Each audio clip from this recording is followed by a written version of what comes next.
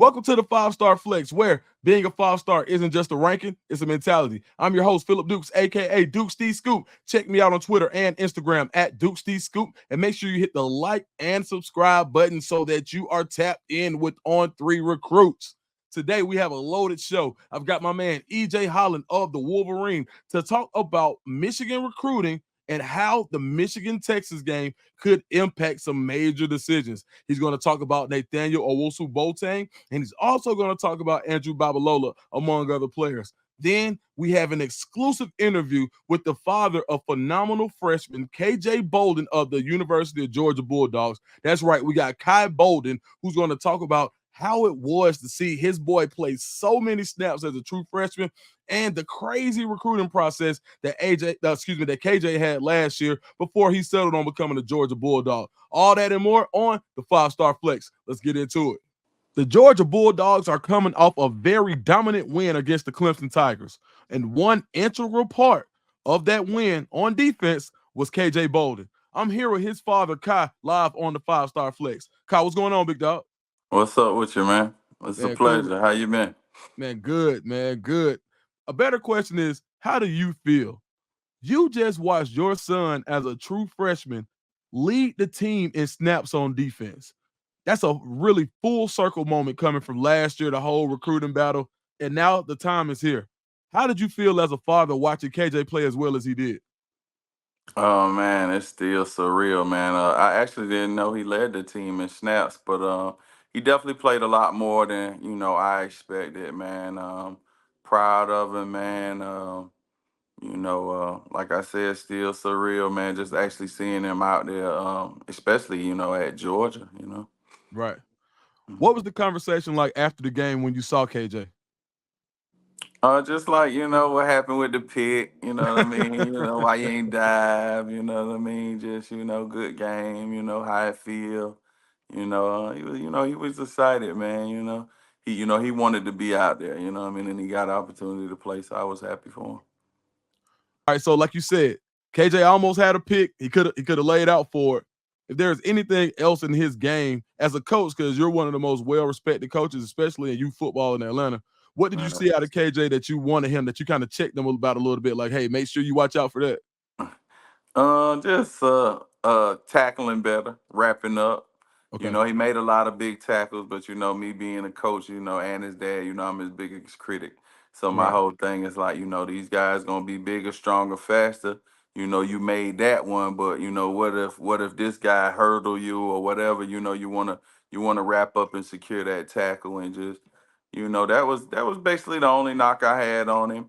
We talked about, how he did in the game. Did he feel like he did everything right? And he said for the most part he did. A few mistakes here or there on checks, but that was to be expected this first game. Yeah, absolutely. When people talk about KJ, the first attribute they usually talk about is his speed. When I talk to coaches about KJ, they always talk about his IQ. Where did KJ get that football IQ from where he's able to take in so much at a very pivotal position as a true freshman? I mean, he a student of the game. He played, at an early age. He started a little late for Atlanta, but when he started playing, he fell in love with the game. So he's just always been like a sponge to it.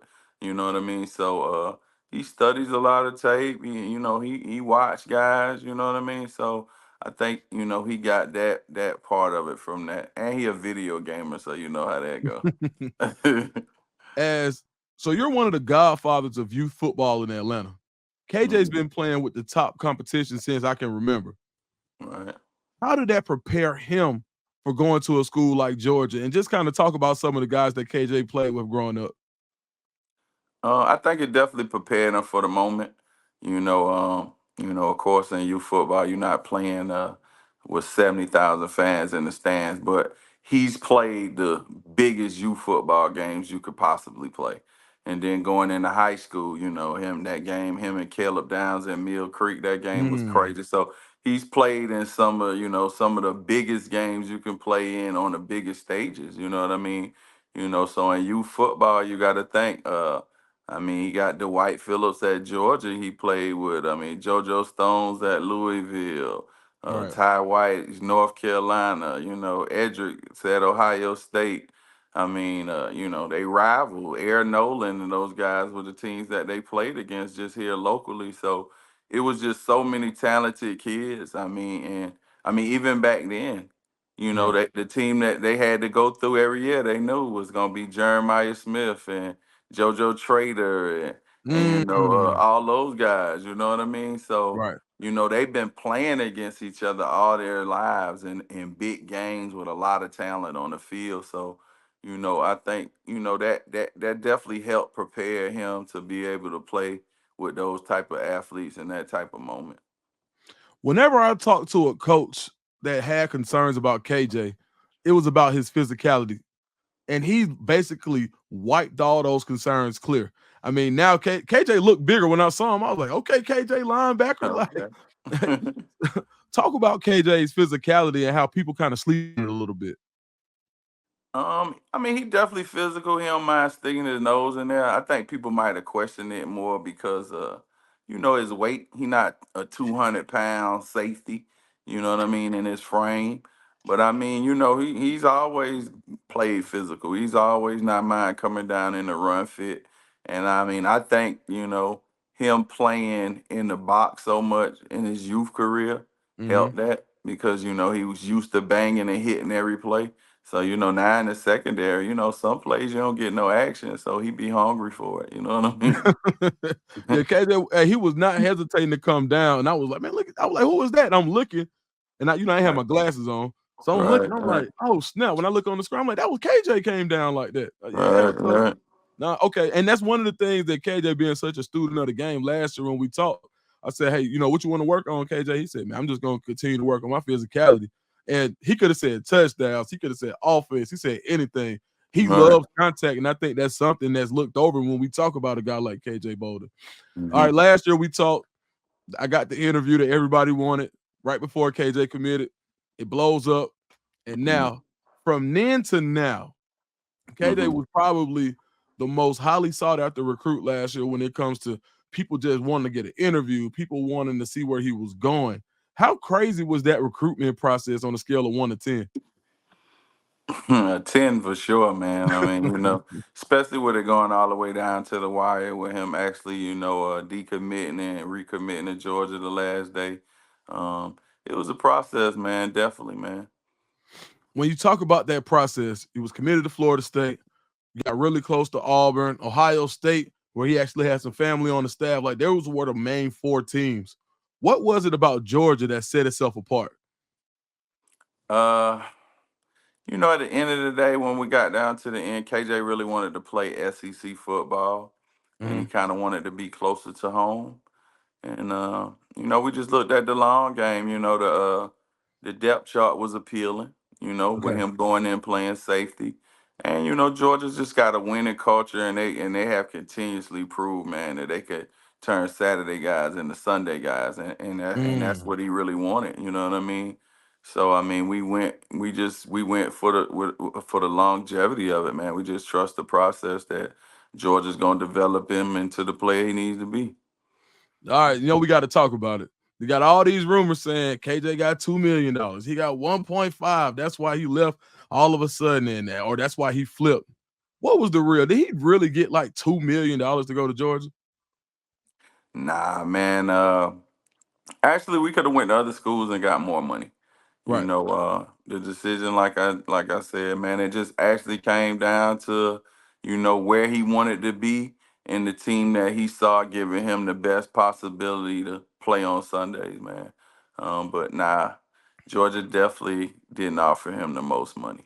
All right. So Georgia didn't offer the most. Did not offer the most money. Hmm. If I was the ballpark, do you think you left maybe 100, 200? How much you think you guys left on the table? You're pretty close, man. Okay. There are more, man. I'm gonna say that. At least that. At Okay. least that. Oh wow. Okay. All right. So was there anything else about Georgia that really just made you like push them over the top because it wasn't the money? I mean, Georgia gonna put 10 other elite athletes out there with you. You know what I mean? So Mm. when you go to a school like Georgia, you just got to do your job, man. And it makes it easier for you especially a DB when you playing with a great defensive line. You know what I Mm. mean? Quarterbacks got to get the ball out. You don't got to cover as long. You don't have to make as many plays. You know what I mean? SEC physical football is still a lot of football to be played before pro. You keep a lot of wear and tear off your body. Get to stay healthier, man. That's how we looked at it. Oh, wow. All right. So, what are you looking for KJ, and what constitutes a successful season for your son, KJ Bolden, this year? Uh, just learning, man. Definitely just being better in the playoffs than we were week one against Clemson, even though we played a good game. Just being able to see progression and growth, man. At the end of the day, I would love for him to be a freshman All-American, but just to continue to play the snaps and just getting those valuable game reps to prepare him to come into a sophomore and junior season, man. That's really what I'm most excited about. All right. Is there any chance that KJ gets the ball on offense this year? I doubt it, man. I wish I knew. I wish I had that inside information. But I'm willing to bet, man. If he got one shot, he might score. You know what Oh, okay. I mean? Man, Kai, man, I appreciate it, man. Tell us what you're doing with your new youth program.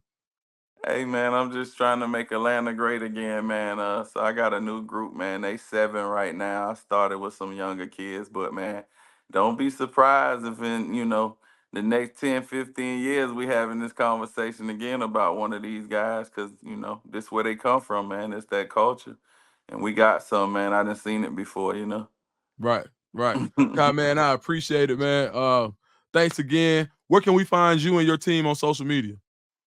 We are Supreme 7U. So Okay, you can find us on Instagram that way. okay, And we all over stuff. Battle has a big platform. You can find us on Battle Sports, man. I'm a rep Battle on that. So Battle, y'all shout out Supreme for repping y'all on that. But we just went and we won. We were crowned the preseason national champions, man. So that's a big deal in this youth football world. So right. you can find us Supreme 7U, man. Nah, for sure, man. Instagram. All right, Kai, man. Thank you so much, man. See you soon, big dog. Thank you, man. I'm here live with one of the best sources in the country for Michigan football, EJ Holland of the Wolverine. EJ, what's going on? What's up, man? Thanks for having me. Man, no problem. Thanks for coming. All right. Michigan, Texas, game of the week. From a recruiting perspective, how big is this game for Michigan? It's huge. I mean, it's the first marquee game of the season for the Wolverines, first marquee game for new head coach Sharon Moore and several of the assistants. Michigan had a lot of turnover this offseason, bringing in basically an entirely new defensive staff. So there's new targets. Recruits are still getting familiar with what the coaches are doing. So all eyes are really going to be on Michigan, Texas this weekend. I think prospects really want to see, hey, what does Michigan's defense look like now that Jesse Minter is off to the NFL? What does the team overall look like now that Jim Harbaugh has gone to the NFL? When you look at the recruiting side, I think Sharon Moore's brought a lot of energy to the recruiting trail, but something that Jim Harbaugh was able to really sell was results, winning football games at a really high level, winning a national title. Can Sharon Moore continue that success? Will the energy and the on-field success lead to some top 10 classes for Michigan? Well, the energy is there, but we need to see if Sharon Moore can win at that Jim Harbaugh level. All right. What recruits are you expecting to be at this game on the Michigan sideline to take this in? Now, several of the commits will be coming in. Michigan does have a top 15 recruiting class right now. They're really trying to get top 100 linebacker Nathaniel Owusu-Boateng on campus. He's a maybe right now, so not one of our confirmed visitors just yet. I had a chance to chat with him in New Jersey. IMG Academy played Bergen Catholic in the high school game of the week last week, and had a chance to chat with him there. He's trying his best to make it to Michigan. I know we'll talk a little bit more about him, but he's a guy that they're pushing hard to get on campus here and finalize visit plans. Like I said, a lot of the commits in 25s, just a handful of remaining targets, so you won't see as many 25s. The underclassmen will be more so the heavy focus. When you look at 2026, there are a few names to know on 300 defensive linemen. Jermaine Kinsler at Bergen Catholic, monster. I loved what I saw from him against IMG Academy. He's definitely one to know. Will Conroy, an on 300 offensive lineman out of Ohio. Gregory Patrick, one of Michigan's biggest in-state targets, a top 100 offensive lineman, will be on campus as well. You have Jalen Pyle, who's one of Michigan's biggest wide receiver targets, coming in from the state of Texas to watch this Michigan-Texas game. So, yeah, I mean, I think it's a pretty good list early on. The thing about Michigan is you're a national program, you recruit nationally, you have a noon kickoff. It's tough to get to Michigan for a noon kickoff. So I think you'll see an even bigger visitors list for the game against USC. I was actually talking to our site manager, Ryan Tice, earlier, and I told him, man, if you're a recruit from Florida, which Michigan's been pressing hard in the state of Florida, there's one flight from the state of Florida to Ann Arbor that gets you to the game on time. I know because I'm taking the flight from IMG versus Coco up to Michigan for the Michigan-Texas game. So I have to get a 5 a.m. flight in Orlando. I have to drive all the way from Bradenton to Orlando and then make that flight up there. So it's tough for Michigan, again, which recruits nationally, to get a bunch of its top targets on campus for a noon game. But I think this is a pretty good list early on considering the time. So speaking of Nathaniel Owusu-Boateng, he's also being recruited heavily by Texas. How do you think a win bodes in the Wolverines' favor for a guy as talented as he is? I think it helps a lot. You know, Texas has kind of come onto the scene a little bit later. He kind of had that final group in the summer of Michigan, USC, Ohio State, Notre Dame, and then all of a sudden Florida entered the picture. He was there this past weekend and saw the Gators get destroyed. So, you know, I think that helps. And now he's taking a closer look at Texas. He wants to make a visit to Texas at some point this fall. But yeah, I think he'll, regardless of whether he makes it to the game or not, I think he'll be watching the game for sure. IMG plays on Friday. He'll have all day Saturday to watch that game. And like I said earlier, I think a lot of eyes are going to be on this new defensive staff.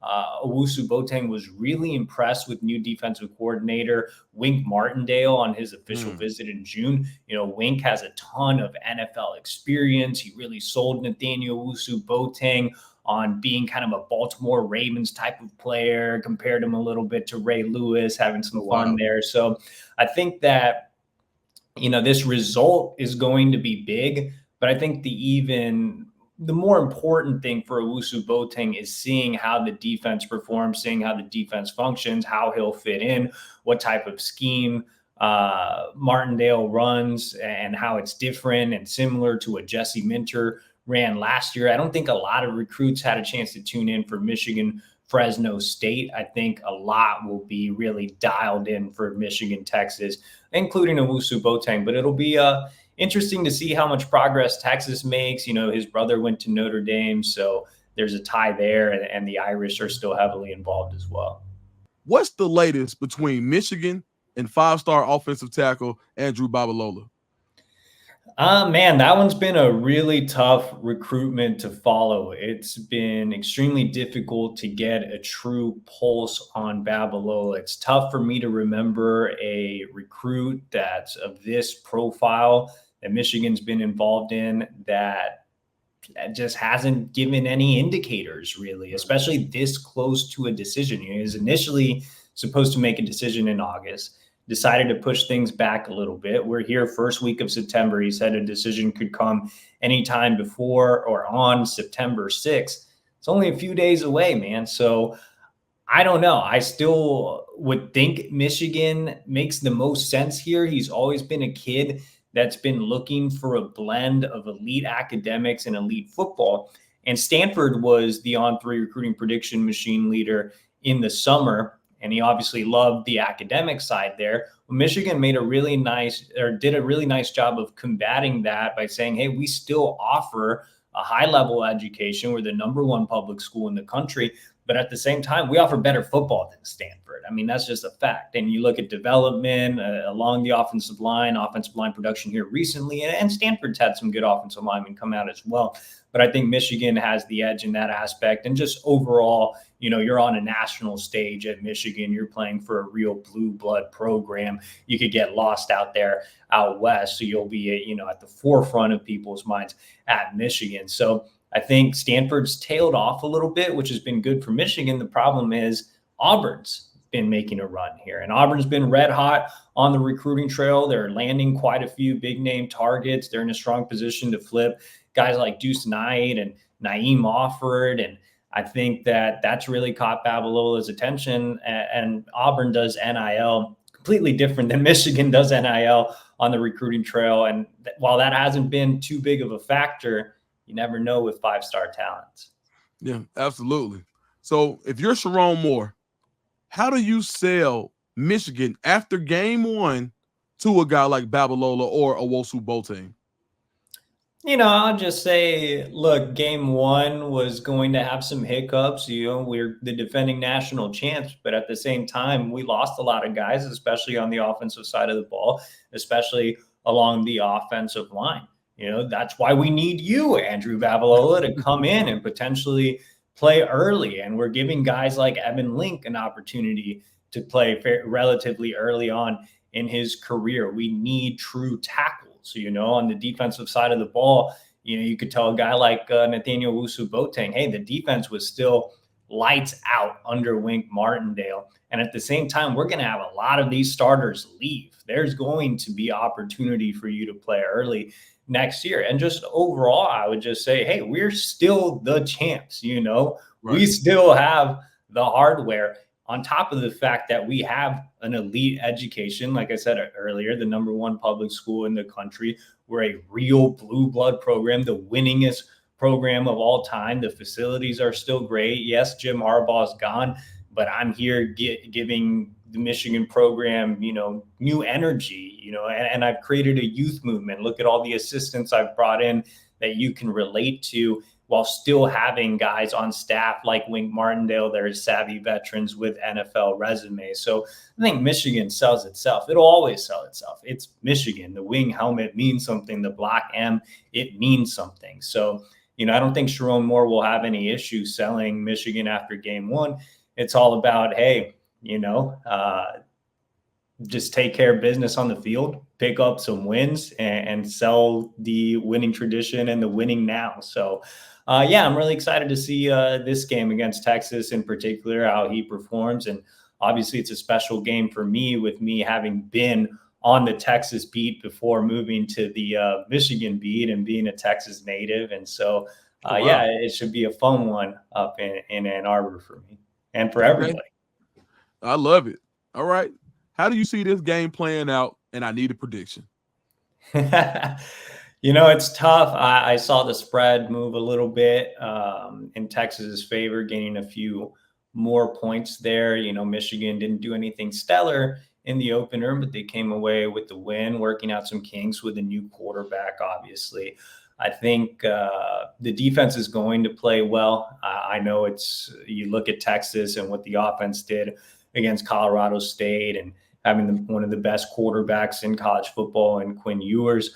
But I still think Michigan's defense can step up to the challenge. I mean, you have so many guys back, from Kenneth Grant to Mason Graham to Will Johnson. It's really going to come down to how the offense performs. Will the offensive line get its, minor issues sorted out? Will Davis Warren be efficient enough to win this game?